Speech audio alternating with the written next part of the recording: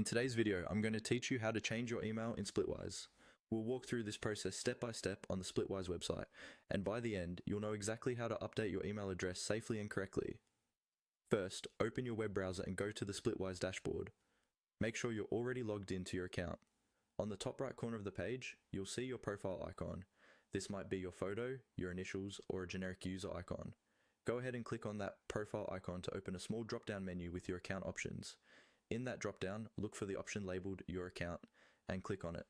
This will take you to your main account page where you can manage your personal information and settings related to your Splitwise profile. Once you're on your account page, find the section that shows your current email details and other personal information. Nearby, you should see a button or link labeled Edit. Click on Edit to enable changes to your account information. This is what allows you to update things like your email address. After you click Edit, you'll see options related to your email. Here, you can either add a brand new email address, or if you already have multiple email addresses listed on your account, you can simply select an existing one to use as your primary email. If you're adding a new email, type it carefully and double check for any typos. Using a valid email that you have access to is important, because Splitwise may send you verification links, notifications, or password reset emails.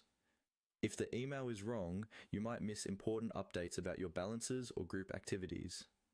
If you already have the email saved in your account and just want to switch to it, simply choose that email from the list so it becomes your main address. Once you've made your changes, scroll down if needed and click on the Save button. This step is crucial. If you forget to save, your new email won't be applied and Splitwise will continue using your old one. After saving, check for any confirmation messages from Splitwise and, if required, open your email inbox to verify the new address. And that's it, you've successfully changed your email in Splitwise.